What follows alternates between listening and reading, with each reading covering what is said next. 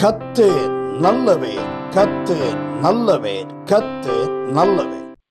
சகரியாவின் புஸ்தகம் 6வது அதிகாரம் 11வது வசனத்தின் நடுப்பகுதி இப்படியாய் சொல்லுகிறது, கிரீடங்களை செய்வித்து. கிரீடங்களை செய்வித்து. இன்றைக்கு நாம் தியானிக்கிற தேவ செய்தியின் தலைப்பு செய்யப்பட்ட கிரீடம்.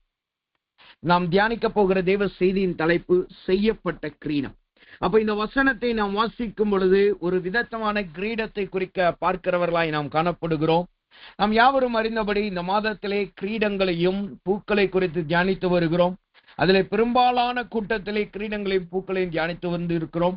அதே போல இப்பொழுதும் நாம் ஒரு கிரீடத்தை குறித்து பார்க்கிறோம். அதுதான் இந்த செய்யப்பட்ட கிரீடமாய் இருக்கிறது. இந்த கிரீடத்தை குறித்து சில விசேஷங்களும் இந்த வசனத்திலே சொல்லப்பட்டிருக்கிறதை நாம் பார்க்க முடியும். அதில் பிரதானமான விசேஷம் என்னவென்றால், இந்த கிரீடமானது அங்கு சொல்லப்படுகிறது, அது யாரின் மீது வைக்கப்படுகிறதாம். அந்த வசனம் சொல்லுது பாருங்க, யோத்தானாகின் குமாரனாகிய யோசுவா என்னும் பிரதான ஆசாரியனுடைய சிரசிலே வைத்து. இந்த கிரீடமானது எங்கு வைக்கப்படுகிறதாய் காணப்படுகிறது, அல்லது யாருடைய தலையிலே சிரசிலே சூட்டப்படுகிறதாய் காணப்படுகிறது என்றால், பிரதான ஆசாரியனுடைய தலையிலே சூட்டப்படுகிற கிரீடமாய் இருக்கிறது என்று நாம் பார்க்கிறோம். அப்ப இங்க சொல்லப்பட்ட கிரீடம் பிரதான ஆசாரியனுடைய தலையில் இருக்கிற கிரீடம். அப்ப அதுல என்ன விசேஷம்? குறிப்பாய் பிரதான ஆசாரியர்களுடைய தலையிலே இருக்கிறது என்னவென்றால், ஒரு பாகை இருக்கும் என்று வசனம் சொல்லப்பட்டுள்ளது. நீங்க இதே சகரியாவின் புஸ்தகம் 3வது அதிகாரம் 15வது வசனம் என்று நினைக்கிறேன், 5வது வசனத்தை நீங்க வாசித்து பார்த்தீங்கன்னா, சகரியாவின் புஸ்தகம் 3வது அதிகாரம் 5வது வசனம் சொல்லுது, அவன் சிரசின் மேல் சுத்தமான பாகையை வைப்பார்களாக என்றார். யாருடைய சிரசின் மேல்? பிரதான ஆசாரியனா. இங்கு சொல்லப்பட்டுள்ள பிரதான ஆசாரியனை யோசுவாவின் சிரசின் மேலதான் அங்கு ஒரு பாகை வைக்கப்பட்டுள்ளது. நீங்க பழைய ஏற்பாட்டு காலத்திலே யாத்ராகமத்தின் புஸ்தகம் 6வது அதிகாரம் 29 6வது வசனத்துல படிச்சு பாத்தீங்கன்னா, ஒரு பாகையை வைத்து அதன் மீது பரிசுத்த கிரீடத்தை வைப்பாயாக வசனம் சொல்லுது. ஆனா அங்கு சொல்லப்பட்ட கிரீடம் என்பது எப்படிப்பட்ட கிரீடம்னா, லேவியராகமத்தின் புஸ்தகம் 8வது அதிகாரம் 9வது வசனத்தை நீங்க படிச்சு பார்த்தீங்கன்னா, அவன் தலையிலே பாகையை தரித்து பாகையின் மேல் அவன் நெற்றியிலே பரிசுத்த கிரீடம் என்னும் பட்டத்தை கட்டினான். அதாவது ஆசாரியனுடைய தலையிலே வைக்கப்படுகிற கிரீடம் என்பது அது நம் அறிந்தபடி நாம் புரிந்தபடியான ஒரு கிரீடம் அங்கு வைக்கப்படுவதில்லை. ஒரு வட்டமான ஒரு பொருள் வைக்கப்படுவது கிடையாது. ஒரு பட்டை தான், ஒரு தகடினால் செய்யப்பட்டுள்ள தங்க தகடினால் செய்யப்பட்டுள்ள ஒரு பட்டை தான் அவர்களுடைய நெற்றியிலே கட்டப்பட்டிருக்கும். அதுதான் ஆசாரியனுடைய கிரீடம் என்று அழைக்கப்படுகிறது. நம்முடைய ஊழியத்திலும் நாம் தேவசேனை பண்டிகை நடத்தும் பொழுதும் கர்த்தருடைய ஆலோசனையின்படியும் நம்முடைய போதகன் நடத்துதலின்படியாகவும் நமக்கும் அப்படிப்பட்ட ஒரு பட்டை கொடுக்கப்பட்டது. இன்றைக்கு நம்முடைய தேவ பிள்ளைகளுடைய குடும்பங்களே சில வீட்டிலே நாம் பார்க்கும் பொழுது இன்றைக்கும் அதை பட்டையை வைத்திருக்கிறார்கள். அது என்னன்னா, தங்க கலர்ல நம்ம ஒரு அட்டையில செய்து அதுல கர்த்தருக்கு பரிசுத்தர் என்று எழுதி அதை நம்ம நெற்றியில கட்டி நம்ம உலா வந்தோம். அது எதற்கு அடையாளமாக இருக்கின்றால், கர்த்தரால் தெரிந்து கொள்ளப்பட்ட ஆசாரியர்களுக்கு அடையாளம் இருக்கு. அப்ப கிரீடம் என்பது அந்த நாட்கள் எதுவாய் இருந்து என்றால், ஒரு தங்க பட்டை தான். ஒரு தங்க பட்டையில கர்த்தருடைய நாமம் எழுதப்பட்டிருக்கும், பரிசுத்தன் எழுதப்பட்டிருக்கும். அதை பிரதான ஆசாரியர் நெற்றியில எழுதுவாங்க. ஆனா இங்க சகரியா 6:11 சொல்லப்படுகிற கிரீடம் என்பது தங்க பட்டை அல்ல. இது ஒரிஜினலாகவே நாம் இப்பொழுது பார்க்கிற நாம் அறிந்த அந்த கிரீடத்தை காட்டுகிறது. ஒரு வட்டமான ஒரு வளையம் இருக்கும், அதுல அலங்காரம் செய்யப்பட்டிருக்கும், அதிலே அப்படி இருக்கிறதா கிரீடம். அந்த கிரீடம் தான் இங்க வைக்கப்பட்டது. அப்ப இது எதை காட்டுகிறது? இங்க சொல்லப்பட்டுள்ள கிரீடம் எதை காட்டுகிறது? அது 2வது ஒரு விசேஷத்தை காட்டுது. யார் என்றால், அது என்ன விசேஷம் என்றால், அது கிறிஸ்துவுக்கு அடையாளமா இருக்கிறது என்று சொல்லி அதே 6வது அதிகாரம் 12வது வசனம் சொல்லுகிறதா காணப்படும். முதலாவது இதனுடைய விசேஷம் என்னவென்றால், இது ஆசாரியனுடைய தலையில வைக்கப்பட்டுள்ள முதல் கிரீடம். 2வது இதனுடைய விசேஷம் என்னவென்றால், இது கிறிஸ்துவின் தலையிலே வைக்கப்பட போகிற அந்த கிரீடத்துக்கு நிழலாட்டமாய் இந்த வசனத்திலே சொல்லப்பட்டுள்ளது. ஏனென்றால் 12வது வசனத்தை நீங்க வசித்து பார்த்தீங்கன்னா, சகரியாவின் புஸ்தகம் 6வது அதிகாரம் 12வது வசனத்தை நாம் வாசிக்கும் பொழுது அந்த வார்த்தையை தெளிவாய் சொல்லுது பாருங்க. அவனோடு சொல்ல வேண்டியது சேனைகளின் கர்த்தர் உரைக்கிறது என்னவென்றால், இதோ ஒரு புருஷன், அவருடைய நாமம் கிளை என்னப்படும். அவர் தம்முடைய ஸ்தலத்திலிருந்து முளைத்தோங்கி கர்த்தருடைய ஆலயத்தை கட்டுவார். யாரை குறிக்கிறது என்றால் கிறிஸ்துவை குறிக்கிறது. அப்ப கிறிஸ்துவின் இடத்துல வெளிப்படுத்தல் புஸ்தகத்திலே நாம் வாசிக்கிறோம், கிறிஸ்துவனாகிய ஆட்டுக்குட்டியான இடத்துல அவரிடத்துல அநேக கிரீடங்கள் இருந்தது என்று நாம் வாசிக்கிறோம். அப்ப அந்த இயேசுவானவர் ஒருவர் வரப்போகிறார். அவர் ஜனங்களுடைய பாவங்களுக்காக அடிக்கப்பட போகிறார். அவர் ஜெயம் கொண்டு, மரணத்தையும் பாதாளத்தையும் ஜெயம் கொண்டு, சத்துருவை ஜெயம் கொண்டு, சகல ஜனங்களுடைய பாவத்தையும் மேற்கொண்டு எல்லாரையும் பரிசுத்தமாக்கி அவர் எல்லாருடைய கிரீடத்தை அவர் தரித்துக் கொள்ளுகிறார், அல்லது அநேக கிரீடம் பெற்றவராய் அவர் மாறப்போகிறார் என்பதற்கு அடையாளமாகத்தான் அந்த சகரியாவின் புஸ்தகம் 6வது அதிகாரம் 12வது வசனத்திலே அந்த கிரீடம் சொல்லப்பட்டிருக்கிறதை நாம் பார்க்க முடியும். அப்ப இந்த கிரீடம் 2 விசேஷத்தை பெற்றுள்ளது. ஒண்ணு, ஆசாரியனுடைய தலையில வைக்கப்பட்டுள்ள முதல் கிரீடம். 2வது, கிறிஸ்துவுக்கு அடையாளமா இருக்கிற அல்லது கிறிஸ்துவின் இடத்தில் இருக்கிற அநேக கிரீடத்திற்கு அடையாளமாகத்தான் இந்த வசனம் இங்கு சொல்லப்பட்டுள்ளதை நாம் பார்க்க முடியும். 2வதாக இந்த கிரீடம் இங்கு சொல்லப்பட்டுள்ளதை நாம் பார்க்க முடியும். அப்ப இதுதான் இந்த கிரீடத்தினுடைய விசேஷமாய் காணப்படும். சரி, இந்த கிரீடத்தை குறித்து இந்த செய்யப்பட்ட கிரீடம் என்று நான் சொன்னேன். இந்த செய்யப்பட்ட கிரீடம் என்பதுதான் நம்ம தேவ செய்தியின் தலைப்பு. அப்ப இந்த செய்யப்பட்ட கிரீடம் எப்படிப்பட்ட கிரீடமாய் இருக்கிறது? இந்த செய்யப்பட்ட கிரீடம் என்றால் அதனுடைய ப்ராசஸ் என்ன, அதனுடைய நடைமுறை எப்படியாய் காணப்படுகிறது, எப்படி செய்யப்பட்டது என்பதை நாம் பார்ப்போமாக. முதலாவதாக இந்த செய்யப்பட்ட கிரீடம் என்பது அது எப்படிப்பட்டதாய் காணப்படுகிறதாம். அந்த வசனம் சொல்லுது, சகரியாவின் புஸ்தகம் 6வது அதிகாரம் 10வது வசனம் சொல்லுது பாருங்க. சிறையிருப்பின் மனுஷனாகிய எல்தாயும் தொபியாவும் எத்யாவும் பாபிலோனிலிருந்து வந்திருக்கும் அந்நாளிலே நீ போய் செபியனாவிய குமாரனாகிய யோசியாவின் வீட்டுக்குள் பிரவேசித்து அங்கே அவர்கள் கையிலே வெள்ளியையும் பொன்னையும் வாங்கி கிரீடத்தை செய்வாயாக. இந்த வசனம் சொல்லுது, இந்த செய்யப்பட்ட கிரீடம் முதலாவது எப்படிப்பட்டதாய் காணப்படுது. அந்த வசனம் சொல்லுது பாருங்க, சிறையிருப்பின் மனுஷரின் கையில் இருக்கிறதை வாங்கி இந்த கிரீடத்தை செய்யணும்.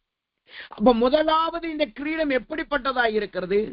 சிறையிருப்பின் கிரீடமாய் காணப்படுகிறது. சிறையிருப்பின் மனுஷரினால் செய்யப்பட்ட கிரீடமாய் இது காணப்படுகிறது. அப்ப சிறையிருப்பின் மனுஷர் என்றால் யார்? இவர்கள் எப்படிப்பட்ட சிறையில இருக்கிறார்கள்?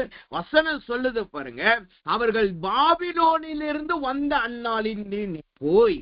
அப்ப இங்கு சொல்லப்படுகிற காரியம் எங்க இருக்கிறது? அவர்கள் எப்படிப்பட்ட சிறையில் இருக்கிறவர்களாய் இருக்கிறார்கள்? பாபிலோனிய சிறையிலே காணப்படுகிறவர்களாய் இருக்கிறார்கள். பாபிலோனிய சிறை என்றால் என்ன அர்த்தம்? அதற்கு பாபிலோன் என்றால் என்ன அர்த்தம் என்பதை நாம் கவனிக்க வேண்டியது அவசியம் இருக்கு. வேதத்திலே பாபிலோனுக்கு நிறைய அர்த்தங்கள் சொல்லப்பட்டுள்ளது, நிறைய விளக்கங்கள் சொல்லப்பட்டுள்ளது, நிறைய காரியங்கள் சொல்லப்பட்டுள்ளதை நாம் பார்க்க முடியும். ஆனால் அதுல முக்கியமாய் 3 காரியங்கள், பாபிலோன் என்றாலே இந்த 3 காரியம் இருக்கும். அதை நாம் பார்ப்போமாக. அது பார்த்தோம் என்றாலே பாபிலோனிய சிறை என்றால் என்ன என்பதை நம்மளால் புரிந்து கொள்ள முடியும். அப்ப இங்க வசனம் சொல்லுது பாபிலோனின் சிறை. அப்ப பாபிலோன் என்றால் யார்? அவன் முதலாவதாக கண்ணின் இச்சைக்கு நிழலாட்டமாய் அவன் காணப்படுகிறான். பாபிலோன் என்றால் கண்ணின் இச்சை. யோசுவாவின் புஸ்தகம் 7வது அதிகாரம் 21வது வசனத்தை வாசித்தோம் என்றால் அந்த வசனம் சொல்லுது, கொள்ளையிலே நேர்த்தியான ஒரு பாபிலோன சால்வையையும்.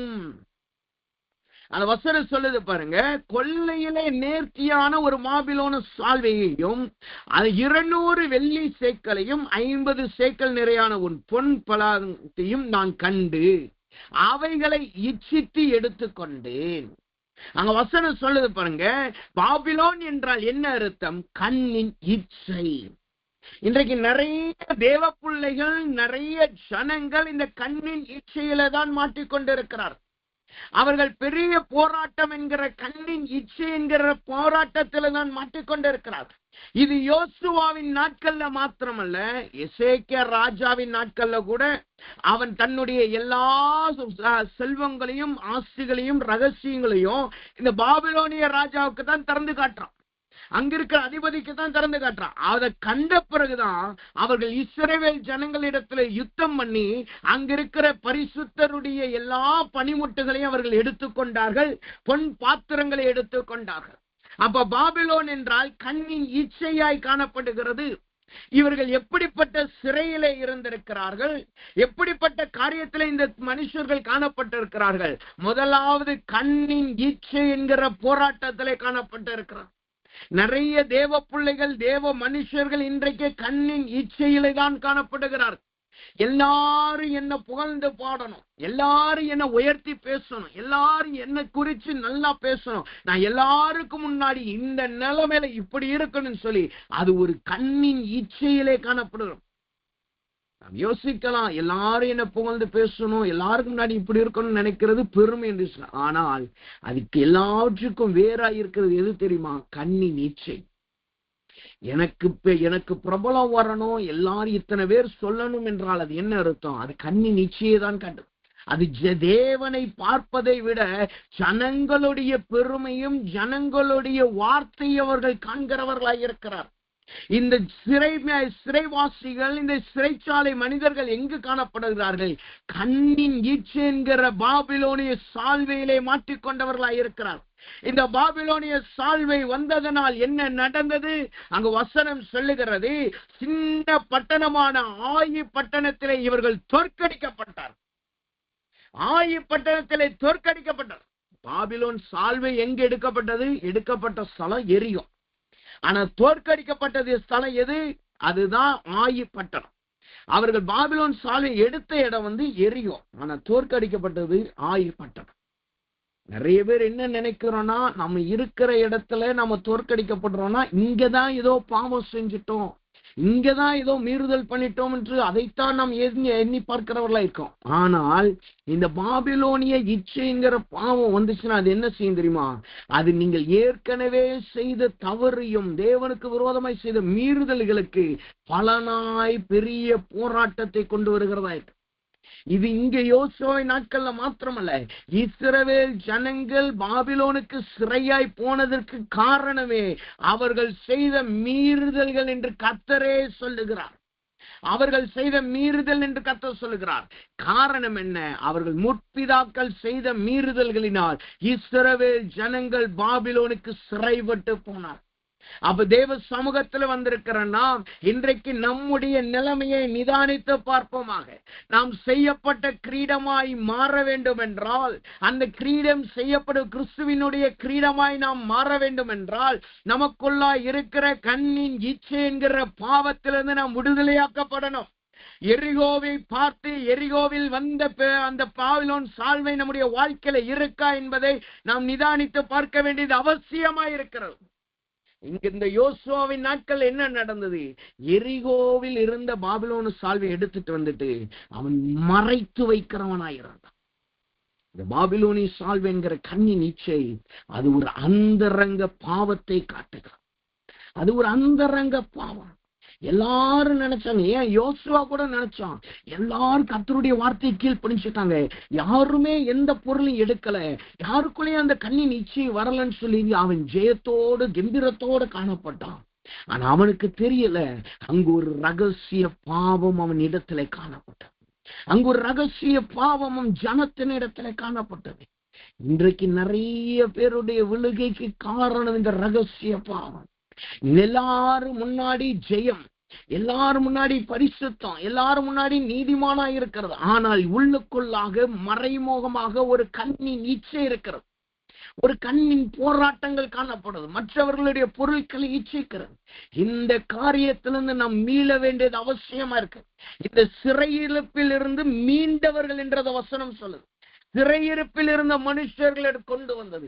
இன்றைக்கு கர்த்தருடைய சமூகத்தில் வந்திருக்கிற நாம் இந்த பாபிலோன் சிறையிலிருந்து விடுதலை ஆவோமாக. இரண்டாவதாக, பாபிலோன் என்றால் என்ன அர்த்தம்? அந்த வசனம் சொல்லுது. தானியேலின் புஸ்தகம் 2:47 3:11 நீங்க படிச்சு பாத்தீங்கன்னா, பாபிலோன் என்றால் உறுதியற்ற தன்மை. உறுதியற்ற தன்மை. இன்னொரு வார்த்தையில சொல்ல போனா பின்வாங்குதல் அல்லது பின்வாங்கும் தன்மையை உடையது. இந்த பாபிலோன் ராஜாவை நீங்க பாத்தீங்கன்னா, கர்த்தர் ஒரு அற்புதத்தை செஞ்சுட்டா, கர்த்தர் தம்முடைய மகத்துவத்தை வெளிப்படுத்தா, இவர்தான் தேவனே தேவன் என்று சொல்லுவான். தானியேல் புஸ்தகம் 2வது அதிகாரம் 2வது அதிகாரம் 47வது வசனத்தை நீங்க படிச்சு பாத்தீங்கன்னா, அந்த வசனம் சொல்லுது பாருங்க. அதுல தான் நேபுகாத்நேச்சர் ராஜா சொல்றான், பாபிலோன் ராஜா சொல்றான், ராஜா தானியேலை நோக்கி, நீ இந்த மறைபொருட்களை வெளிப்படுத்துகிறபடியினால் மெய்யாய் உங்கள் தேவனே தேவர்களுக்கு தேவனும். வசனம் சொல்லுது பாருங்க, உன் தேவன் தான் எல்லா தெய்வத்துக்கும் மேலான தேவன். அங்கு ஒரு மறைபொருள் வெளிப்படுத்தப்பட்டுருச்சு.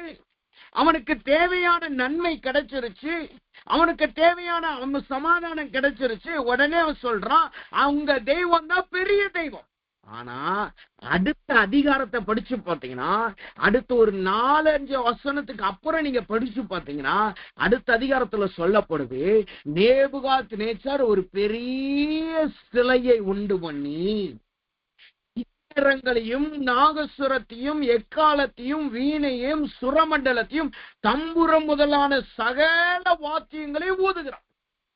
சகல வாத்தியங்களை கீத சத்தங்களை தொடிக்க பண்ற காரணம் என்ன? அந்த பெரிய சிலைய எல்லாரும் வணங்கணும். யார் சொல்றா? யார்? இஸ்ரவேலின் தேவன் பெரிய தேவன், அவர்தான் தேவங்களுக்கெல்லாம் தேவன் என்று சொன்ன மனுஷன் இப்ப அப்படியே எப்படி மாறுறான் பாருங்க. அந்நிய தெய்வத்தையும் சிலையையும் வணங்குகிறவனாய் மாறுகிறான். இது எதை காட்டுது? இது உறுதியற்ற தன்மையை காட்டுகிறது. கர்த்தர் நன்மை செய்யும் பொழுது அவரை புகழுகிறது. அவர் நன்மையை பெற்றுக் கொண்டுட்டு நமக்கு விருப்பப்பட்ட ஜீவியம் வாழுகிறது. நம்முடைய மாம்சத்துக்கு ஏற்ற ஜீவியம் வாழுகிறது. நமக்கு ஏற்றபடி வாழுகிற அனுபவத்தை காட்டுகிறதா இருக்கிறது. அப்ப இது வசனம் என்ன சொல்லுது? பாபிலோன் என்றால் அதுக்கு உறுதியற்ற நிலைமையை காட்டுகிறது. நாணலை போல் அசைகிற ஜீவியத்தை காட்டுகிறது. இப்படி நாணலை போல் அசைகிறவர்கள் என்ன செய்வாங்க தெரியுமா? ஒரு போராட்டம் வரும்போது, ஒரு பிரச்சனை வரும்போது, கலக்கம் வரும்போது கத்தட்ட ஓடி வருவாங்க. கத்தட்ட நல்லா ஜெபிப்பாங்க. அவங்க தெரிஞ்ச போதகட்ட போவாங்க, நல்லா ஜெபிப்பாங்க. ஆண்டவரே எனக்கு விடுதலை வேணும், விடுதலை வேணும்னு காத்திருப்பாங்க. விடுதலை கிடைச்சு கொஞ்ச நாள் போனதுக்கு அப்புறம், சில பேர்லாம் கொஞ்சம் நேரம் போன உடனே கத்தரை விட்டு அப்படியே விலகி போயிடுவாங்க. கத்தர் இடத்துல அப்படியே வரவே மாட்டாங்க. கத்தரை விட்டு அப்படியே விலகி போயிடுவாங்க. இதற்கு ஒரு சிறந்த என்னுடைய நாட்கள் எங்க ஊழியத்துல நடந்த ஒரு காரியத்தை சொல்லணும்னா, ஒரு மனுஷன் வந்து கத்தர்கிட்ட ஜெபிக்க வந்தாப்புல. நாங்க ஈக்குவடர்ல இருக்கும்போது ஒரு ஃபேமிலி, ஹஸ்பண்ட் அண்ட் ஒய்ஃப் ஃபேமிலியே ஜெபிக்க வந்தாங்க. ஜெபிக்க வந்து அவங்ககிட்ட நாங்கள் யூஸ்வலா மேரிட்டல் கவுன்சிலிங் கொடுக்கறது உண்டு. அவங்களையும் கூப்பிட்டு நாங்கள் ஜெபத்துல நடத்தினோம்.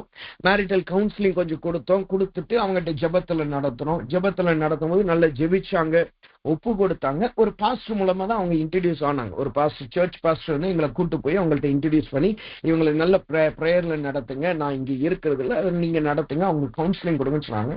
நாங்க போன புதுசுல அந்த வீடு ரொம்ப பாலடைஞ்ச வீடு, ரொம்ப கஷ்டப்படு, ஆகாரத்துக்கே ரொம்ப கஷ்டப்படுற நிலைமை, அப்படிப்பட்ட நிலைமையில இருந்தாங்க. அவங்களுக்கு கத்தர் கொடுத்தாரு. கத்தர் போய் நாங்க ஒவ்வொரு நாளும் போய் ஜெபிச்சோம். அதாவது வாரத்துக்கு ஒரு முறை போய் ஜெபிச்சோம். அதுக்கப்புறம் அவங்கள வீட்டுக்கு வர சொல்லி கர்த்தருடைய கிருபையினாலே, கர்த்தருடைய இரக்கத்தினாலே எங்களால் முடிந்த அளவு ஒரு மாதத்திற்குரிய கிராசரிஸ் எல்லாம், ரைஸ் 25 கிலோ அப்படின்னு ரைஸ் எல்லாம் வாங்கி, கிராசரிஸ் எல்லாம் வாங்கி கொடுத்தோம். இப்படியே காலங்கள் போக ஆரம்பிச்சிச்சு. நல்லா ஜெபிக்க ஆரம்பிச்சாங்க. வருவாங்க, எந்த காரியனாலும் வந்து சொல்லுவாங்க, நல்லா ஜெபிப்பாங்க. அவர்களுடைய காரியங்கள் எல்லாமே மாற ஆரம்பிச்சிச்சு. போராட்டங்கள் மாற ஆரம்பிச்சிச்சு. தரித்திரம் மாற ஆரம்பிச்சு. நல்ல நிலைமைக்கு கொஞ்சம் வளர ஆரம்பிச்சாங்க. இப்படி கர்த்தரிடத்துல நல்ல கணவனும் மனைவி நல்லா ஜெபிச்சுக்கிட்டு இருந்தவங்க.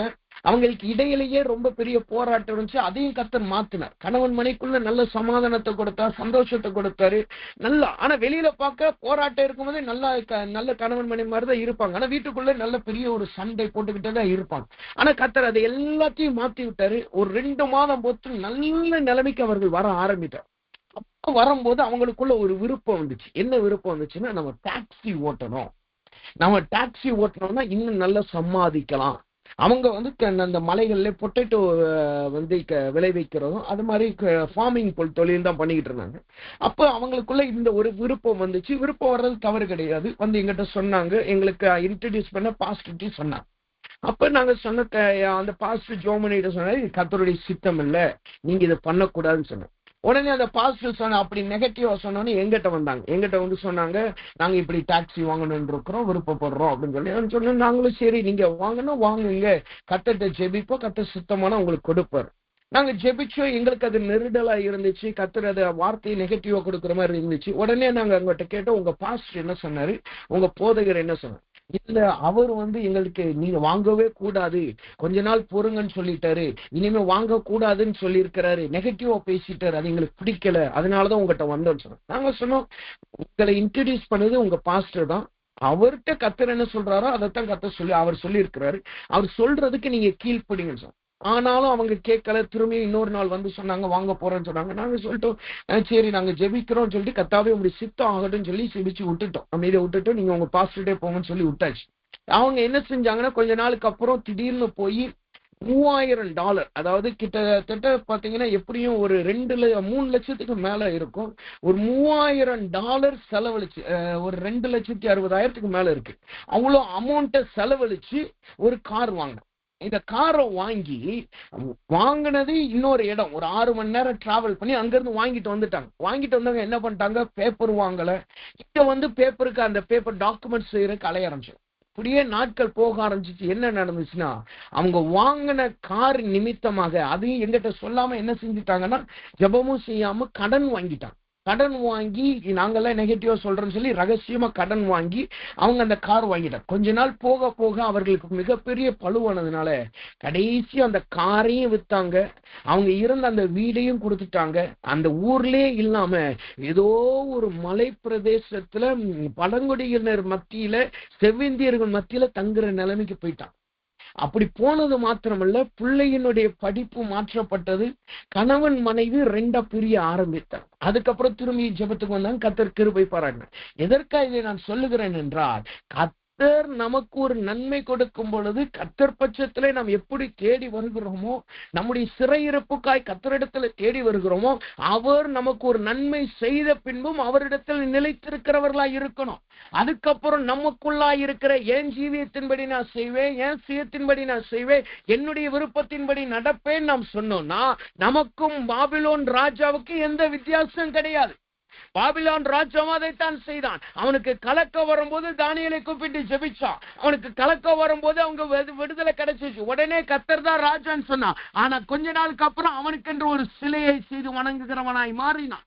பாபிலோன் என்றால் உறுதியற்ற தன்மையை காட்டுகிறது, கர்த்தருக்குள் நிலைத்திராத நிலைமையை காட்டுகிறது. அப்படிப்பட்ட சிறையிருப்புலதான் இந்த ஜனங்கள் காணப்படுகிறவர்களாய் இருக்கிறார். கர்த்தர் கேட்கிறார், நம்முடைய சிறையிருப்பு இந்த பாபிலோனின் சிறையிருப்பா இருக்கிறதா? கண்ணின் இச்சையிலும் உறுதியற்ற நிலைமையில இருக்கிறீங்களா? கர்த்தருடைய நன்மைக்காய் மாத்திர கர்த்தரை தேடுகிறதாய் நாம் காணப்படுறோமா?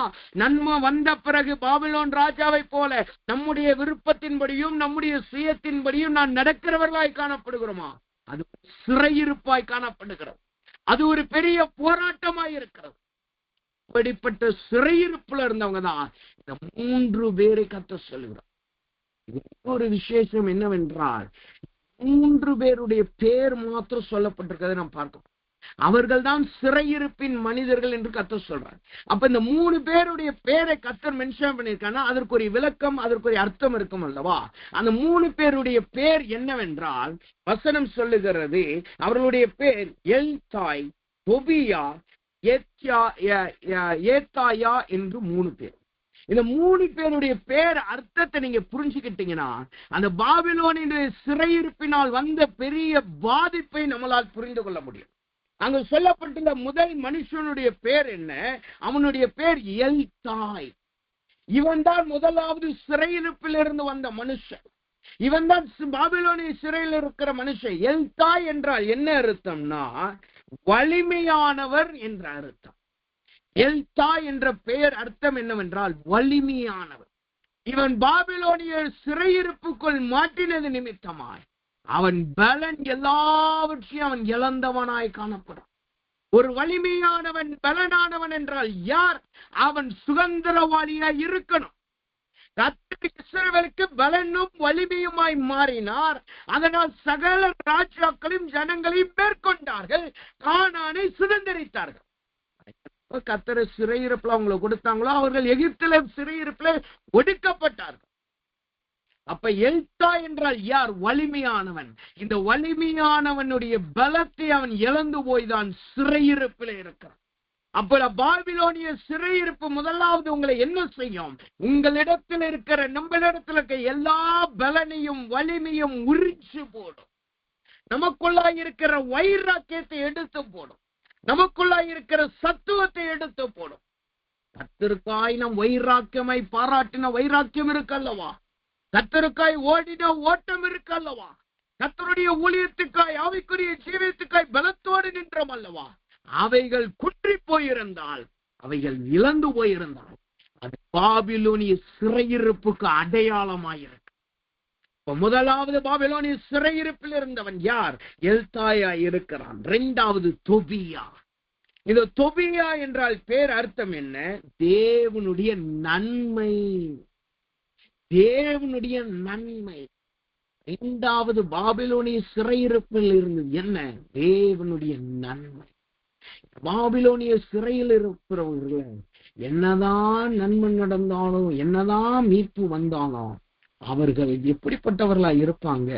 அவர்கள் போராட்டத்தில் இருக்கிறவங்களாவே இருக்கும். ஒரு சிறந்த உதாரணம் சாத்ராக், மேஷாக், ஆபேத்நேகோ. தானியேல் புஸ்தகம் 2வது அதிகாரம் 49 வசனம் சொல்லுது, தானியேல் ராஜாவை வேண்டிக் கொண்டதின் பேரில் அவன் சாத்ராக், மேஷாக், ஆபேத்நேகோவை பாபிலோனின் மாகாணத்து அதிகாரிகளை விசாரிக்கும்படி வைத்தான். மாகாணத்து அதிகாரிகளை, இவர்கள் மாகாணத்தின் அதிகாரிகள் அல்ல, அவங்க கீழே மாகாணத்தின் அதிகாரிகள் நிறைய பேர் இருப்பாங்க. அவங்களுக்கு கீழே நிறைய மினிஸ்டர்ஸ் இருப்பாங்க, நிறைய அபிஷியல்ஸ் இருப்பாங்க. அவங்களுக்கு மேல அதிகாரியா சாத்ராக், மேஷாக், ஆபேத்நேகோ இருந்தாங்க. அது கர்த்தருடைய ஆசீர்வாதம், கர்த்தருடைய நன்மை. ஆனா இதே சாத்ராக், மேஷாக், ஆபேத்நேகோ அடுத்த அதிகாரத்தில் என்ன செய்யப்படுகிறார்கள்? 7 மடங்கு சூடேற்றப்பட்ட அக்கடி உலையிலே எரியப்படுகிறார்கள். இப்ப அந்த நன்மை எங்க போச்சு? கர்த்தருடைய அதிகாரம் எங்க போச்சு? இதுதான் பாபிலோனிய சிறையிருப்பு. என்னதான் கர்த்தர் உங்களுக்கு ஆசீர்வாதம் கொடுத்தாலும், என்னதான் தேவன் நன்மை செய்தாலும், எத்தனைதான் தீர்க்க தரிசனம் சொல்லி கர்த்தர் பெரிய விடுதலை கொடுத்தாலும், அந்த விடுதலை நிரந்தரமாய் இருப்பது கிடையாது. அந்த ஆசீர்வாதம் நிரந்தரமாய் இருப்பது கிடையாது. திரும்ப திரும்ப திரும்ப போராட்டத்துல போய் மாட்டிக்கிறது. கொஞ்ச நாள் சமாதானம், அடுத்த கொஞ்ச நாள் போராட்டம். அடுத்து கர்த்தரை ஜெபிக்கிறது, இன்னொரு விடுதலை வரும், அடுத்து திரும்பியும் அதிலேயே போய் விழுகிறார். இதுதான் பாபிலோனிய சிறையிருப்பு. அந்த வசனம் சொல்லுது பாருங்க, தேவனுடைய நன்மை பாபிலோனிய சிறையிருப்பில் இருந்ததா. இதை காட்டுது. பூரணமான விடுதலையும் கிடையாது, பூரணமான ஆசீர்வாதம் கிடையாது, போராட்டத்தோடு இருக்கிற ஆசீர்வாதம். ஆனா தேவ ஆசீர்வாதம் என்பது என்ன?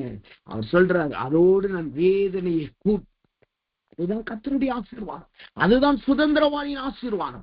பாபிலோனிய ஆசீர்வாதம் வரும், போராட்டம், ஆசீர்வாதம் வரும், பிரச்சனை வரும், விடுதலை வரும், பிரச்சனை வரும், விடுதலை வரும், சிறையிருப்பு வரும். அதுதான் பாபிலோனிய சிறையிருப்பு.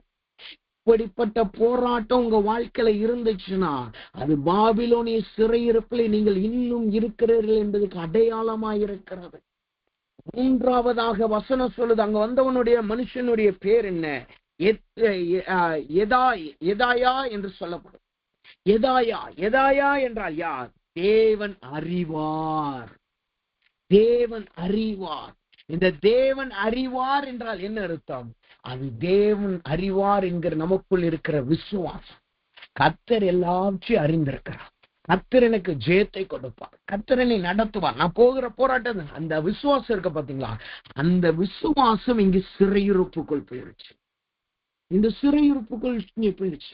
இதற்கு நல்ல உதாரணம் நீங்க பார்க்க வேண்டும் என்றால், வசனம் சொல்லுகிறது, வருகிறது நீர்தானோ என்று சொல்லி யோவான் ஸ்நானகன் இயேசுவினிடம் குறித்து கேட்கிறதை நாம் பார்க்க முடியும். வருகிறது நீர்தானன்னு சொல்லி யோவான் ஸ்நானகன் இயேசுவின் இடத்துல எல்லாரையும் அவனுடைய சீசர்கள் அனுப்புறான். சீசர்ல அனுப்பி கேட்கிறான், வருகிறது நீர்தானா? லூக்கா புஸ்தகம் 7வது அதிகாரம் 19வது வசனத்தை வாசிங்கன்னா அந்த வசனம் சொல்லுது, நீங்கள் இயேசுவின் இடத்திற்கு போய் வருகிறது நீர்தானா அல்லது வேறொரு வருவ காத்திருக்க வேண்டுமா? எப்ப கேட்கிறான் பாருங்க, எப்ப யோவான் ஸ்நானகன் கேட்கிறான்? அவன் சிறையிருப்பில் இருக்கப்படும். இந்த தேவனை அறிவார் என்றால் என்ன அர்த்தம்? அவனுக்குள்ளாய் இருந்த விசுவாசம் இப்பொழுது சிறையிருப்பிலே காணப்படுது. அவனுக்குள்ள இருந்த விசுவாசம் இப்பொழுது சிறையிருப்பிலே அவிசுவாசமாய் மாறி காணப்படுகிறது. கேட்கிறான், வருகிறது நீர்தானா? வர இன்னும் வர வேறொரு வர நாங்க காத்திருக்கிறோம், வேறொரு வர காத்திருக்கணும். இன்னும் எவ்வளவு நாள் போராட்டத்துல இருக்கணும், இன்னும் எவ்வளவு நாள் சிறையிருப்புல இருக்கணும். நீர்தான் இஸ்ரவேல் ஜனங்களை விடுவிக்க போறீரா, நீர்தான் எல்லாருடைய பாவங்களை சுமந்து சிக்க போகிற ஆட்டுக்குட்டியானவரான்னு சொல்லி அவன் தேவனிடத்தில் அவிசுவாசமாய் கேட்கிறவராயிருக்கிறான். இன்றைக்கு நமக்குள் அப்படிப்பட்ட அவிசுவாசம் இருக்கிறதா? இப்படிப்பட்ட சிறையிருப்பில் இருந்தவர்களிடம் மூலமாக தான் கர்த்தர் கிரீடத்தை செய்தார். இப்படிப்பட்ட போராட்டத்தில் இருக்கிறவர்களுக்குத்தான் கர்த்தர் கிரீடத்தை செய்தார். என்ன நடந்தது?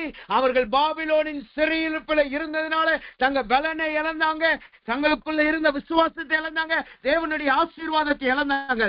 ஆனால் நாட்கள் வந்தது, அவர்கள் பாபிலோனில் இருந்து வெளியே வந்தார்கள். வசனம் சொல்லுகிறது, தேவ வசனம் எப்படியா சொல்லுகிறது?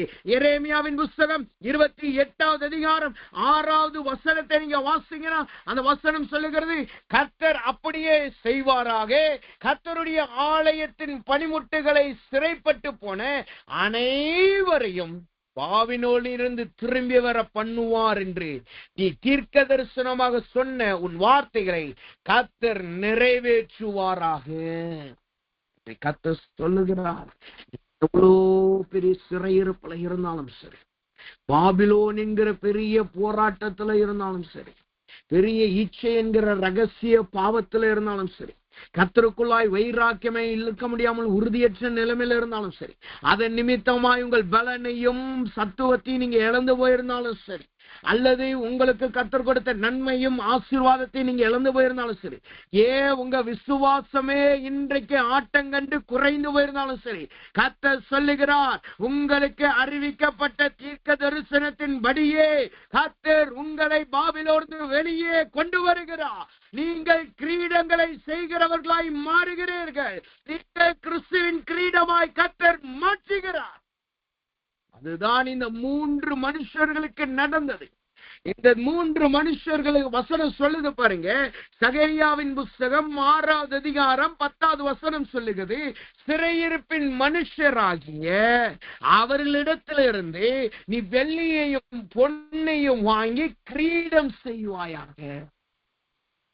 அவர்கள் சிறையிருப்பிலிருந்து கர்த்தர் வெளியே கொண்டு வந்தார். அவர்கள் தங்கள் கையிலே காணிக்கையை கொண்டு வருகிற அளவு கர்த்தர் ஒரு விடுதலையை கொடுத்தார். கர்த்தர் சொல்லுகிறார், உங்களுடைய எல்லா சிறையிருப்பை இன்றோடு கர்த்தர் மாற்றி போடுறார். பாபிலோனுடைய எல்லா சிறையிருப்பையும் இன்றோடு மாறுகிறது. எரேமியா 28:6 சொன்னபடி நீ உங்களுக்கு அறிவிக்கப்பட்ட எல்லா தீர்க்க தரிசனங்களை கர்த்தர் அப்படியே நிறைவேற்றுகிறார். இந்த ஆண்டு தொடங்கின முதல் நாளிலே உங்களுக்கு தீர்க்க தரிசனம் வந்திருக்கலாம். ஒவ்வொரு மாதமும் ஒவ்வொரு நாளும் கர்த்தர் வார்த்தை கொடுத்திருக்கலாம். அவைகள் இதுவரைக்கும் நிறைவேறாமல் நீங்கள் இன்னும் ஒரு சிறையிருப்பில் இருக்கலாம். இன்னும் நீங்க ஒரு பெரிய போராட்டத்தில் இருக்கலாம். இன்னும் நீங்கள் ஒரு பெரிய பாவத்தின் போராட்டத்தில் இருக்கலாம். அல்லது உங்க பலன் இழந்து போய் விசுவாசத்தை இழந்து போய் இருக்கலாம். ஆனால் கர்த்தரோ அந்த 3 மனுஷர்களுடைய சிறையிருப்பை மாற்றினார் அல்லவா? எல்தாயும் தொபியாவையும் ஏத்தாயாவினுடைய சிறையிருப்பை மாற்றின தேவன் இன்றைக்கு உங்களுடைய சிறையிருப்பை மாற்றுகிறார். உங்களுடைய நிலைமை மாறுகிறது. நீங்களோ கர்த்தருடைய ஜெயத்தை பெற்றவர்களாய் மாறுகிறீர்கள். கர்த்தருடைய கிரீடமாய் கர்த்தர் உங்களை மாற்றுகிறார். நீங்கள் தேவனால் செய்யப்பட்ட ஒரு கிரீடமாய் மாறுகிறது. விசேஷம் என்ன தெரியுமா? அந்த கிரீடம் என்னைக்கு செய்யப்பட்டுச்சு தெரியுமா? வசனம் சொல்லுது பாருங்க, எல்தாயும் தொபியாவும் ஏத்தியாவும் பாபிலோனிலிருந்து வந்திருக்கும் அந்நாளிலே நீ போய் அந்நாளிலே கர்த்தர் இன்றைக்கு கொடுக்கிற இந்த வார்த்தை ஏதோ இன்னொரு நாளிலே நிறைவேறப் போவது இல்லை. ஏதோ இன்னொரு நாள்ல, இன்னொரு மாசத்துல, இன்னொரு வாரத்துல உங்கள் சிறையிருப்பு மாறப்போவது கிடையாது. இன்னொரு நாளிலே சிறையிருப்பு மாறப்போவது கிடையாது. கர்த்தர் இன்று இரவே அந்த சிறையிருப்பை மாற்றுகிறார். இன்று இரவே அந்த பாபிலோனுடைய சிறையிருப்பை கர்த்தர் மாற்றுகிறார். இன்று இரவோடு நீங்கள் தேவனுடைய கை கிரீடமாய் மாறுகிறீர்கள். அதற்கு தடையா இருக்கிற எல்லா பாபிலோனின் வல்லமைகளை கர்த்தரே நிர்மூலமாக்குகிறார். நீங்கள் இழந்து போனவைகளுக்கு திருப்பி வரும்படி கர்த்தர் செய்கிறார். முதலாவது அந்த கிரீடம் என்ன? அதனுடைய விசேஷம் என்ன? அது செய்யப்பட்ட கிரீடம். அது சிறையிருப்பை மாற்றும். அது அன்றே சிறையிருப்பை மாற்றும். இரண்டாவதாக இந்த கிரீடத்தினுடைய விசேஷம் என்ன? அந்த செய்யப்பட்ட கிரீடம் எப்படி செய்யப்பட்டதாம்? வசனம் சொல்லுது, சகரியாவின் புஸ்தகம் 6வது அதிகாரம் 11வது வசனத்தை நீங்க வாசிங்கன்னா அந்த வார்த்தை சொல்லுது பாருங்க. அங்கே அவர்கள் கையிலே வெள்ளியையும் பொன்னையும் வாங்கி கிரீடங்களை செய்வித்து, அங்கே அவர்களுடைய கையில வெள்ளியையும் பொன்னையும் வாங்கி கிரீடம் செய்வார். இந்த வெள்ளி மற்றும் பொன் என்பது என்ன? இந்த வெள்ளி மற்றும் பொன் என்பது எதை காட்டுகிறது? வசனம் சொல்லுது, மல்கியாவின் புஸ்தகம் 3வது அதிகாரம் 3வது வசனத்தை நீங்க வாசிங்கன்னா அந்த வார்த்தை சொல்லுது, அவர் உட்கார்ந்து வெள்ளியை புடமிட்டு சுத்திகரித்துக் கொண்டிருப்பார். அந்த வசனத்தின் கடைசி போய் சொல்லுது, அவர்களை வெள்ளியை பொன்னை போலவும் வெள்ளியை போலவும் புடமிடுவார். இந்த வெள்ளியும் பொன்னினால் செய்யப்பட்ட கிரீடம் என்பது என்ன? அங்க அந்த மனுஷர்களை வெள்ளியும் பொன்னை கையில வாங்குகிறார் என்றால் என்ன அர்த்தம்? கர்த்தர் புடமிடுகிறதை காட்டுகிறது. இந்த புடமிடுதல் என்றால் என்ன அர்த்தம்? அங்கு சொல்லப்படுது சுத்திகரித்து புடமிடுகிறார். அப்ப புடமிடுதுன்னா என்ன அர்த்தம்? உங்களை அடிக்கிறதா அல்லது உங்களை சிறையிருப்பு ஒப்பு கொடுக்கிறதா? அது கிடையாது. இங்கு சொல்லப்படுத புடமிடுதல் என்பது என்ன அர்த்தமா? அது உருவாக்குதலை காட்டுகிறது. நீங்கள் கர்த்தரினால் உருவாக்கப்படுகிறதை காட்டுகிறது. அந்த வசனமே சொல்லுது பாருங்க, நீ வெள்ளியை புடமிட்டு சுத்திகரித்துக் கொண்டிருப்பார். அவர் லேவியின் புத்திரரை சுத்திகரித்து அவர்கள் கர்த்தருடையவர்களாய் இருக்கும்படிக்கும் நீதியாய் காணிக்கையை செலுத்தும்படிக்கும். வசனம் சொல்லுது பாருங்க, அவர்களை புடமிட்டு சுத்திகரித்து என்ன செய்கிறாரா? அவர்களை கர்த்தருடையவர்களாய் இருக்கும்படி உருவாக்குகிறார். இரண்டாவது, நீதியின் காணிக்கையை செலுத்துகிறவர்களாய் மாற்றுகிறார். இந்த கர்த்தருடையவர்களாய் உருவாக்குகிறார் என்றால் என்ன அர்த்தம்? நீங்கள் சிறையிருப்புல இருந்தார்கள் அல்லவா? அவர்கள் பாபிலோனிய சிறையிருப்புல இருக்கிற வரைக்கும் அவங்க பாபிலோனியுடைய அடிமைகள். அவங்க பாபிலோனிய சிறையிருப்புல இருக்கிற வரைக்கும் நேபுகாத்நேச்சாரனுடைய அடிமைகள். ஆனா இப்ப அவங்களை வெளியில கொண்டு வந்ததுனால கர்த்தர் என்ன செய்கிறார்? இப்ப அவங்க வெறுமையா இருக்கிறாங்க. இப்ப அவங்க பாபிலோனுடைய அடிமையும் கிடையாது, கர்த்தருடைய ஜனமும் கிடையாது. அவங்க சிறையிருப்புல வந்துட்டாங்க, வெளியில வந்துட்டாங்க. இப்ப கர்த்தர் என்ன செய்கிறார்? அவர்களை மீண்டும் சத்துருவானவன் எடுத்துக் கொள்ளாதபடி கர்த்தர் என்ன செய்கிறார்? அவர்களை தங்களுடையவராய் மாற்றுகிறார். அவர் சொல்லுகிறார், இவர்கள் இனிமேல் என்னுடையவர்கள். இவர்களை இனிமேல் எந்த சிறுமையோ, எந்த ஒரு பாபிலோனின் வல்லமையோ, எந்த ஒரு கண்ணின் ஈச்சையோ, எந்த ஒரு போராட்டமோ இவர்கள் அவிசுவாசத்தை குலைக்கும்படி, பலனை குலைக்கும்படி, ஆசீர்வாதத்தை குலைக்கும்படி நான் இடம்பெறாதபடி இவர்களை நானே என் சொந்த ஜனமாய் ஏற்றுக்கொள்ளுகிறேன் சொல்லுது. ஒரு மனுஷனிடத்திலிருந்து அசுத்தாவை துரத்தப்பட்டு அது வெளியிலே துரத்தப்பட்ட பிறகு அந்த வீடு அந்த மனுஷன் வெறுமையா இருந்தா அது போய் 7 ஆவிகளை கூட்டு வரும். அதுக்காகத்தான் கர்த்தர் என்ன செய்கிறார்? நீங்கள் பாபிலோனிலிருந்து விடுதலை ஆயிட்டீங்க, இப்ப நீங்க யாருடைய ஜனங்கள்? உங்களை என்னுடைய ஜனங்களாய் தெரிந்தெடுக்கிறேன். நீங்கள் என்னுடைய பங்காய் மாறுகிறீர்கள். பாபிலோனுடைய அடிமையா இருக்கும்போது என்ன நடக்கும்? பாபிலோன் என்ன சொல்றானோ அதை தான் நீங்க செய்யணும். நேபுகாத் நேச்சர் என்ன சொல்றானோ அதைத்தான் செய்யணும். உங்கள் களஞ்சியங்கள்ல உங்களுக்கு அதிகாரம் கிடையாது, உங்கள் ஆசீர்வாதத்துல உங்களுக்கு அதிகாரம் கிடையாது, நீங்கள் சுயாதீனமாய் நடக்க முடியாது, நீங்கள் அடிமைகளாகவும் ஆலோட்டிகளினால் ஓட்டப்படுகிறவர்களா இருப்பீங்க. ஆனா என்னைக்கு நீங்க வெளியில வந்து கர்த்தருடைய பங்காய் மாறுகிறீர்களோ அவரே உங்களை நடத்த ஆரம்பிப்பார். உங்களுக்கு பூமியில ஒரு பங்கும் கிடையாது. தேவன் சொன்னார், லேவியனுக்கு நிலமோ பங்கோ எதுவும் கிடையாது. காரணம் என்ன? இவர்கள் இந்த பூமியின் ஆசீர்வாதத்தினாலதான் ஆசீர்வதிக்கப்பட்டிருக்காங்க, பூமியின் மனுஷனாலதான் இவங்க ஆசீர்வதிக்கப்பட்டிருக்காங்கன்னு சொல்லாதபடிக்கு நானே அவர்கள் ஆசீர்வாதமாய் மாறுகிறேன், அவர்கள் என்னுடைய பங்காய் மாறுகிறார்கள். இன்றைக்கு கர்த்தர் சொல்லுகிறார், இந்த வெள்ளியும் பொன்னினால் செய்யப்பட்ட கிரீடம் என்பது எதை காட்டுகிறது?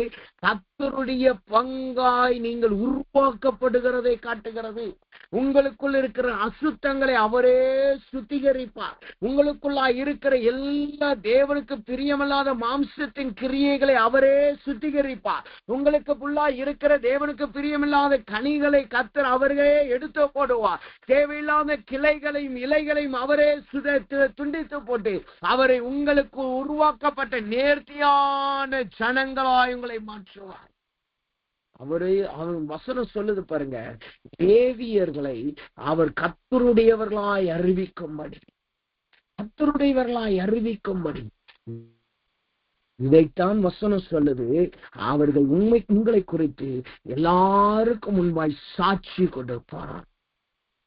அப்ப இன்றைக்கு வெள்ளியும் பொன்னினால் அந்த கிரீடம் செய்யப்படுகிறது என்றால் என்ன அர்த்தம்? கர்த்தர் உங்களை உருவாக்குகிறதை காட்டுகிறார்.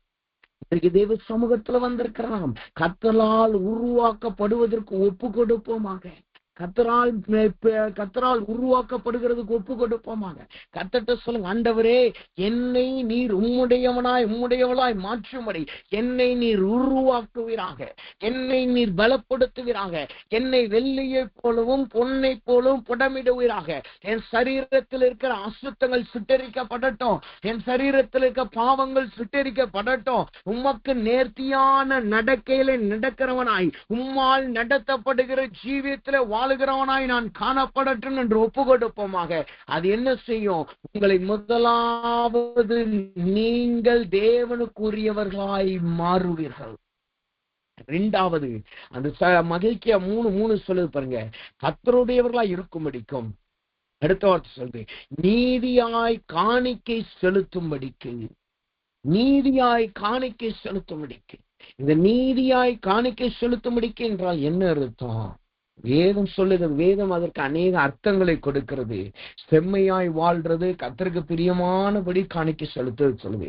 ஆனால் இன்றைக்கு கர்த்தர் சொல்லுகிற விளக்கம் என்னவென்றால், தேவன் சொன்னார், நீங்கள் இந்த எளியவர்களுக்கு எதை செய்கிறீர்களோ அதை எனக்கே செய்தீர்கள். நீங்க எளியவர்களுக்கு என்ன செய்தீர்களோ நீங்க அதையே எனக்கு செய்தீர்கள். அப்படின்னா என்ன அர்த்தம்? கர்த்தருக்காய் நன்மை செய்கிறவர்களாய் உங்களை மாற்றுகிறார். திக்கற்றவர்களுக்கும் அனாதைகளுக்கும் தானம் தர்மம் செய்கிறவர்களாய் உங்களை மாற்றுகிறார். கொர்நேலியுவை பாருங்க, அவனை குறித்து வேதம் சொல்லுது, நீ செய்த தான தர்மம் தேவனிடத்திலிருந்து எட்டினது, ஏறெடுத்த ஜெபம் தேவனிடத்துல எட்டினது. அதனால ஒரு தூதன் அனுப்பப்படுறான். கர்த்தர் என்ன செய்யறாரு?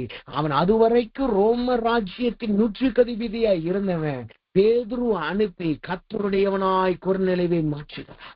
அவன் நன்மை செய்யுகிறார், நன்மையின் காணிக்கையாய் அவனை மாற்றினார். அப்ப இது எதை காட்டுது?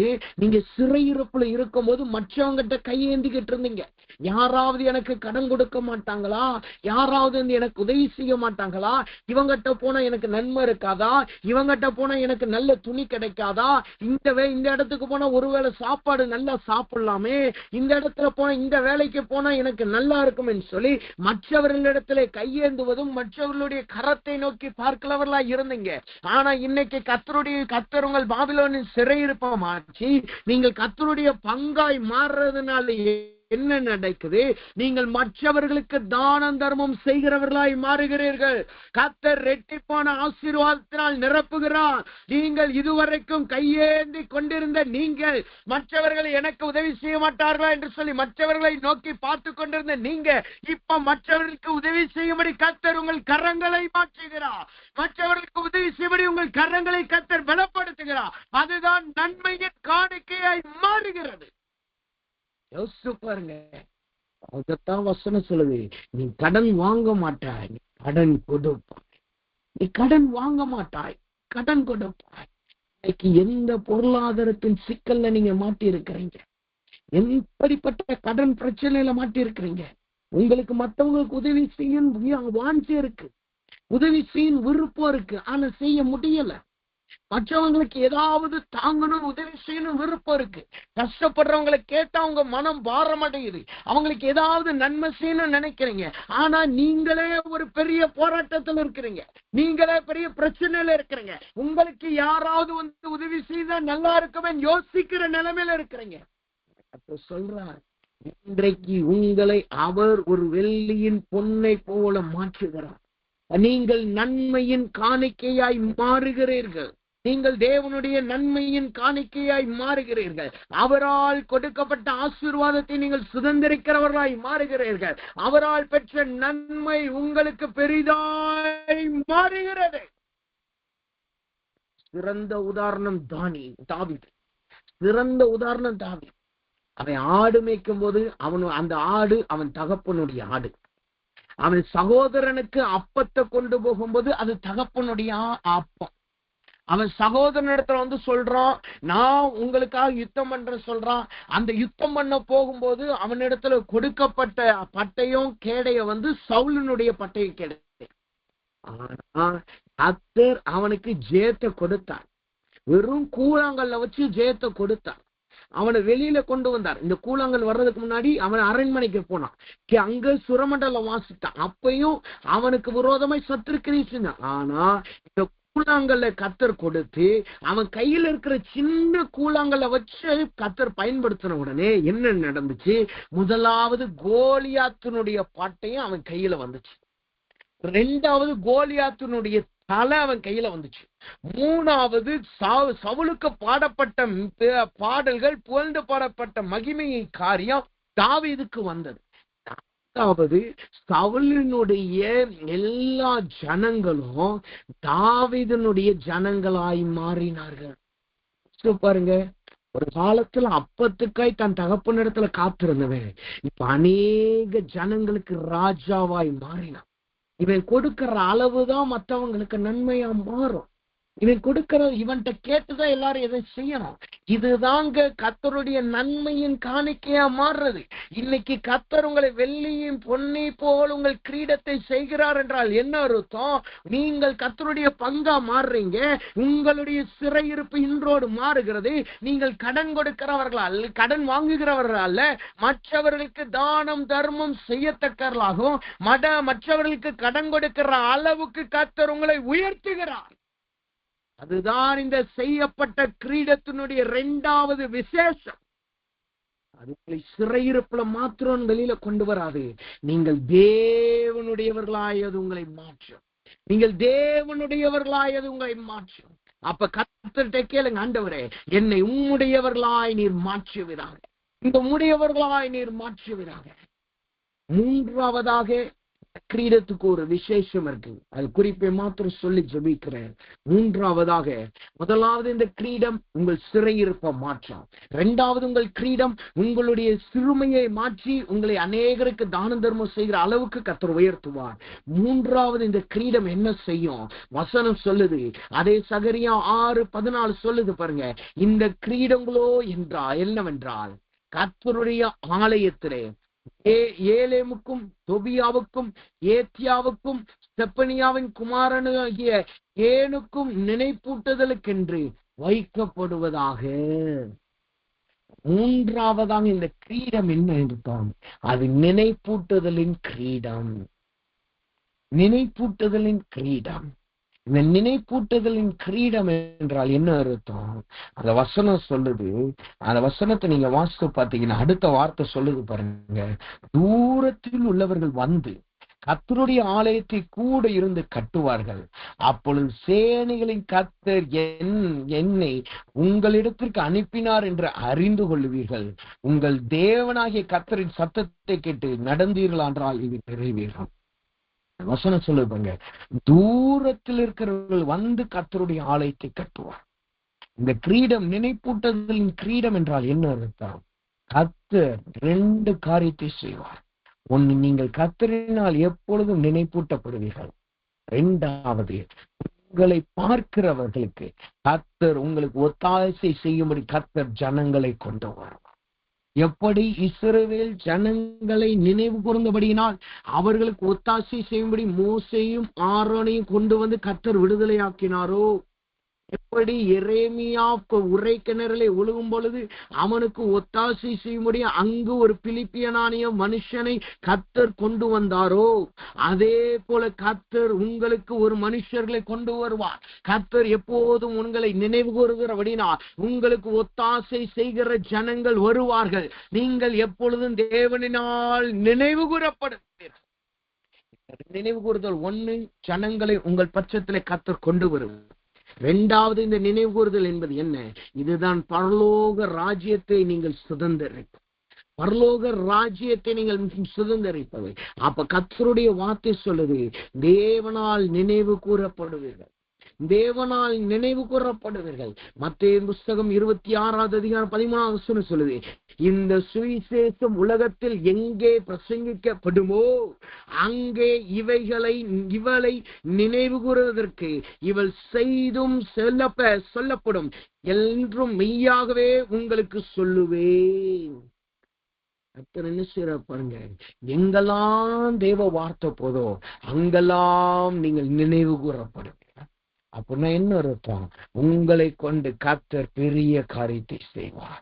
நீங்கள் கர்த்தருக்காய் பெரிய காரியத்தை செய்கிறவர்களாய் மாறுவீர்கள். நீங்கள் தனியாய் செய்கிறவர்கள் அல்ல. வசனம் சொல்லுது, உங்களை அதே தூரத்திலிருந்து வந்து உங்களுக்கு ஒத்தாசை செய்வார்கள். தூரத்திலிருந்து வந்து ஒத்தாசை செய்வார்கள். இந்த தூரத்திற்கு ஒரே ஒரு உதாரணத்தை நான் சொல்லுகிறேன். வேதம் சொல்லுது, கிழக்கத்திய புத்திரர்கள், கிழக்கத்து சாஸ்திரிகள் இயேசுவின் இடத்துல தூர தேசத்திலிருந்து வந்தார்கள். அவர்கள் இயேசுவுக்கு பரிசு பொருட்களை கொடுத்தார்கள். அதே வார்த்தை கர்த்தர் சொல்லுகிறார், உங்களுக்கு நன்மை பயக்கும்படி உங்களுக்கு பரிசு பொருட்கள் தூர தேசத்திலிருந்து வருகிறது. இதுவரைக்கும் வராதிருந்த நன்மைகள் தூர தேசத்திலிருந்து வருகிறது. உங்களை உயர்த்தும்படி, நீங்கள் மேன்மை பெறும்படி உங்களுக்கு தூர தேசத்தின் நன்மையை கர்த்தர் கொடுக்கிறார். நீங்கள் தூர தேசத்தினால் நினைவு கூறப்படுகிறீர்கள். தூர தேசத்து ஜனங்களினால் நினைவு கூறப்படுகிறீர்கள். எப்படி கிறிஸ்துவின் இடத்துல தூர தேசத்திலிருந்து சாஸ்திரிகள் வந்தார்களோ அதே போல் தூர தேசத்திலிருந்து ஜனங்களை கர்த்தர் உங்களுக்கு ஒத்தாசை செய்யும்படியாகும், உங்களுக்கு பலனை கொடுக்கும்படி கர்த்தர் கொண்டு வருகிறார். 2வது, நீங்கள் தேவனால் பரலோகத்தில் எப்பொழுது நினைப்பூட்டப்பட்டு நீங்கள் பரலோக ராஜ்யத்தை சுதந்திரித்துக் கொள்ளுகிறாய் கர்த்தர் உங்களை மாற்றுகிறார். அப்ப செய்யப்பட்ட கிரீடம் என்பது 3 விசேஷத்தை கொண்டது. அது 1, நீங்கள் சிறையிருப்பை மாற்றும். உங்கள் ரகசிய பாவத்திலிருந்து விடுதலை கொடுக்கும். உங்கள் சாபத்திலிருந்து விடுதலை கொடுக்கும். ஆசீர்வாத குறைவிலிருந்து விடுதலை கொடுக்கும். உங்கள் பலவீனத்தை பலனாய் மாற்றும். 2வது, உங்களை கர்த்தருடையவர்களாகவும் நன்மையின் கனியாய் உங்களை மாற்றும். உங்களை அநேகருக்கு தானம் தர்மம் செய்கிற அளவுக்கு கர்த்தர் உங்களை உயர்த்துவார். 3வது, உங்களுக்கு தூர தேசத்தின் ஆசீர்வாதத்தையும் தூர தேசத்தின் ஒத்தாசையும் பரலோகத்தை சுதந்திரிக்கத்தக்கதான கிருபையும் உங்களுக்கு கர்த்தர் கொடுப்பார். அதுதான் நினைப்பூட்டுதலின் கிரீடமாய் இது வெளிப்படுகிறது. இப்போது கண்களை மூடுங்க, கர்த்தர்ட்ட கேளுங்க, ஆண்டவரே எனக்கு இந்த நன்மையை நீர் கொடுப்பீராக. எனக்கு தூர தேசத்தின் நன்மை வரட்டும். நான் செய்யப்பட்ட கிரீடமாய் மாறணும். கிறிஸ்துவின் இடத்தில் இருக்கிற அநேக கிரீடம் என்று சொல்லப்பட்ட அந்த செய்யப்பட்ட கிரீடமாய் மாறணும். என் ஜீவியத்திலே நான் சிறையிருப்பு மாறணும். நான் ஒரு வெள்ளியும் பொன்னை போல நான் மாறணும். உம்மால் நினைவு கூறப்படணும் ஆண்டவன் சொல்லி எல்லாரும் கர்த்தரை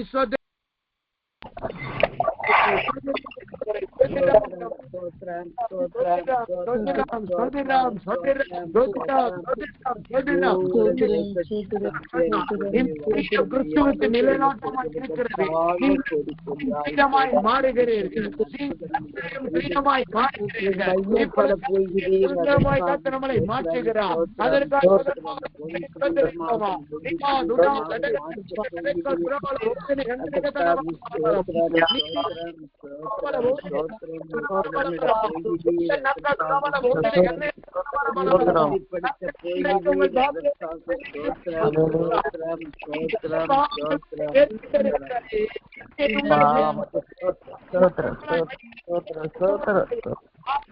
அன்பிலிருந்து நீங்கள் தவறி போயிருக்கிறீங்களா? கர்த்தர் இன்பத்தை மாற்றுகிறார். அதன்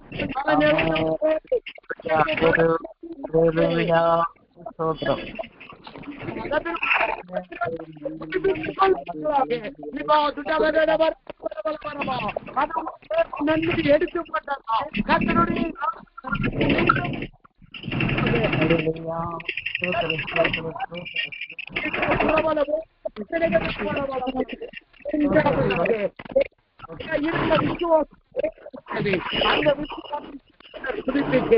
அது நிறைவேறுகிறது.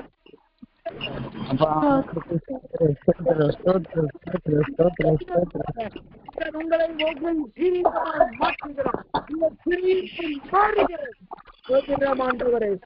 மாற்றுகிறார்.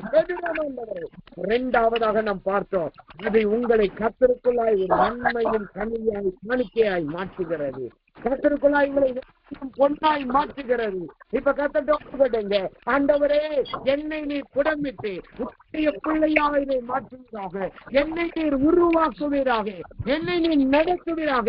நான் கடன் கொடுக்கிறவனாய் அல்ல, கடன் ஆண்டவரை கடன் வாங்குறவனாய் அல்ல, கடன் கொடுக்கிற அளவுக்கு என்னை மாற்றுங்க ஆண்டவரே. நீர் என்னை உருவாக்குவீராக என்று ஒப்புக்கொண்டீங்க. நீர் உடைய பிள்ளையாக என்று ஒப்புக்கொண்டீங்க.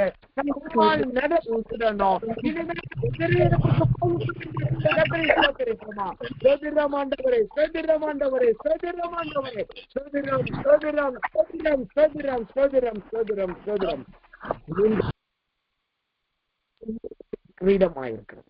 அந்த கிரீடம் வரும் பொழுது நீங்கள் நினைவு கூறப்படுவீர்கள். உங்கள் பொன்னையும் வெள்ளியும் நினைவு கூறப்படும்.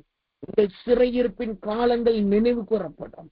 என்ன அர்த்தம்? அது ரெண்டு காரியத்தை காட்டு சொன்னார். கர்த்தர் உங்களுக்கு தூர தேசத்திலிருந்து ஒத்தாசை அனுப்புகிறார். எப்படி கிறிஸ்துவை காணும்படி தூர தேசத்தின் நன்மை வந்ததோ அதே போல் கர்த்தர் உங்களுக்கு தூர தேசத்தின் நன்மையை கொண்டு வருகிறார். தூர தேசின் நன்மைகள் உங்க வீட்டுக்கு வருகிறது, உங்க குடும்பத்துக்கு வருகிறது. இரண்டாவதாக, நீங்கள் கர்த்தரினால் நினைவு கூறப்படுகிறீர்கள். உங்களுடைய வெள்ளியும் பொன்னும் நினைவு கூறப்படுகிறது. நீங்கள் பரலோக ராஜ்யத்தை சுதந்திரிக்கிறவர்களாய் மாறுகிறீர்கள். இப்ப கர்த்தர் ஒப்புக்கொடுங்க. அந்த தூர தேச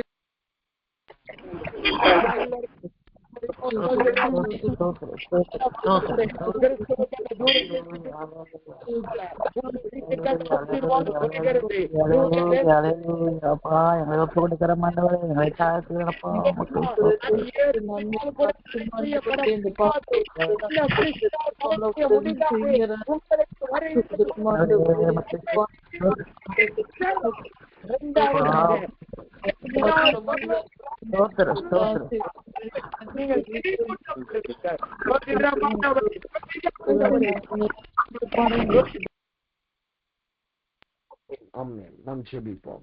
அன்பின் பரலோக பிதாவே, துதிக்கிறோம் சோதரிப்போம். நாளிலும் செய்யப்பட்ட கிரீடம் என்று சொல்லி கர்த்தர் இந்த ஆண்டவரே இன்றைக்கு எங்களோடு பேசின ஸ்தோத்திரம். இந்த செய்யப்பட்ட கிரீடம் கிறிஸ்துவின் கிரீடமா இருக்கல்லவா ஆண்டவரே? இன்றைக்கு உம்முடைய கிரீடமா எங்களை நீர் மாற்றினதுக்காய் ஸ்தோத்திரம் ஆண்டவரே. நாங்கள் கிறிஸ்துவின் கிரீடமா இருக்கிறோம் அல்லவா? அதற்காக எமக்கு நன்றி செலுத்துகிறோம். அது நிமித்தமாய் இன்றைக்கு உம்முடைய பிள்ளைகளின் சிறையிருப்பை கர்த்தர் மாற்றினதுக்காய் ஸ்தோத்திரம். எல்லா பாபிலோனின் ரகசிய பாவத்தின் சிறையிருப்பு ஆண்டவரே, உறுதியற்ற தன்மைகள் இன்றோடு மாறுவதாக. கர்த்தருக்குள்ளாய் வைராக்கியம் உள்ளவர்களாய் இந்த பிள்ளைகள் மாறுவார். இதன் நிமித்தமாய் அவர்கள் இழந்து போன எல்லா பலனையும் பிள்ளைகள் திருப்பிக் கொள்ளுவார்களாக. இழந்து போன தேவ ஆசீர்வாதங்களை இப்படி பிள்ளைகள் திருப்பிக் கொள்ளுவார்களாக. ஆண்டவரை இழந்து போன விசுவாசத்தை திருப்பிக் கொள்வார்களாக. எரேமியாவிலே கர்த்தர் சொன்ன வார்த்தையின்படி 28:6 சொன்னபடி இப்படி பிள்ளைகளுக்கு சொன்ன எல்லா தீர்க்க தரிசனங்கள், எல்லா நன்மையான காரியங்கள் இன்றோடு நிறைவேறுவதாக. இவர்கள் பாபிலோனின் சிறையிருப்பு மாறுவதாக கர்த்தாவே. இரண்டாவதாய் கர்த்தர் சொன்னபடி பிள்ளைகளை வெள்ளியும் பொன்னுமாய் அந்த கிரீடம் மாற்றுகிறது போல உங்களுடைய பிள்ளைகளை நீர் மாற்றுவீராக. உம்மால் சுத்திகரிக்கப்பட்டு உம்மால் புடமிடப்பட்டு கர்த்தருடைய ஜனமாய் இவர்கள் மாறுவார்களாக. இவர்களை இனிமேல் எந்த சாத்தானும், எந்த சத்துருவும், எந்த வியாதியும், எந்த போராட்டம் இவர்களை சுதந்திரிக்க கூடாது. கர்த்தாவே, நீரே உம்முடைய பங்காய் அங்கீகரித்து நன்மையின் கனியாய் உம்முடைய பிள்ளைகளை மாற்றுவீராக. அநேகருக்கு தானம் தர்மம் பண்ணுகிறாய். ஆண்டவரே, தாவீது ஒரு காலத்திலே தன் தகப்பனையும் சகோதரன் நம்பி இருந்தார். ஆண்டவரே, சவுலுடைய பட்டயம் இருந்தது. ஆனால் கர்த்தர் அவனை கொண்டு பெரிய காரியத்தை செய்து கோலியாத்தின் பட்டயம் அவன் கையில் வந்ததல்லவா? சத்துருக்களை மேற்கொள்கிறானாய் மாறினான் அல்லவா? ஆண்டவரே, சவுலை மேற்கொண்டு அந்த ஜனங்களை தன் ஜனங்களாய் மாற்றிக்கொண்டான் அல்லவா? அதே போல உம்முடைய பிள்ளைகள் எல்லா சத்துருக்களை ஜெயிப்பார்களாக, போராட்டத்தை ஜெயிப்பார்களாக. ஒரு தாவீதை போல நீர் ஆண்டவரே உம்முடைய ஆசீர்வாதமாய் நீர் மாற்றுவீராக. கடன் வாங்குகிறவர்களாய் அல்ல, கடன் கொடுக்கிறவர்களாய், தானம் தர்மம் செய்கிறவர்களாய் இப்படி பிள்ளைகளை நீர் மாற்றுவீராக. மூன்றாவதாக கர்த்தர் சொன்னபடி நீர் இவர்களுக்கு தூர தேசத்தின் ஆசீர்வாதமாகிய ஆண்டவரே கர்த்தரால் நினைவு கூறப்படுகிற நினைவு கூறுதலின் கிரீடமாய் இவர்களை நீர் மாற்றுவீராக. கிரீடம் எங்கெல்லாம் வைக்கப்படுதோ அங்கெல்லாம் அவர்கள் நினைவு கூறப்படுகிறார்கள் அல்லவா? எங்கெல்லாம் கர்த்தருடைய வார்த்தை பிரசங்கிக்கப்படுதோ அங்கெல்லாம் அவர்கள் நினைவு கூறப்படுவார்களா? அதே போல உம்முடைய பிள்ளைகளுக்காக நீர் தூரதேசத்து ஜனங்களோடு நீர் பேசுவீராக. நீர் உம்முடைய பிள்ளைகளுக்கு தூரதேசத்தின் ஆசீர்வாதத்தை கொடுப்பீராக. நன்மையான காரியங்கள் வருவதாக. அது மாத்திரமல்ல ஆண்டவரே, நாங்கள் மரித்து அல்லது உம்முடைய வருகையில எடுத்துக்கொள்ளப்படத்தக்கதான கர்த்தரால் நினைவு கூறப்படுகிறா எங்களை நீர் மாற்றுகிறக்காய் ஸ்தோத்திரம். ஆண்டவரே, கிரீடத்தை கொண்டு கர்த்தர் செய்யறக்காய் நன்றி செலுத்துகிறோம். எல்லா துதிகனமையும் நமக்கு செலுத்துகிறோம். இயேசுவின் நாமத்தில் ஜெபிக்கிறோம் நல்ல பிதாவே. ஆமென், ஆமென், ஆமென்.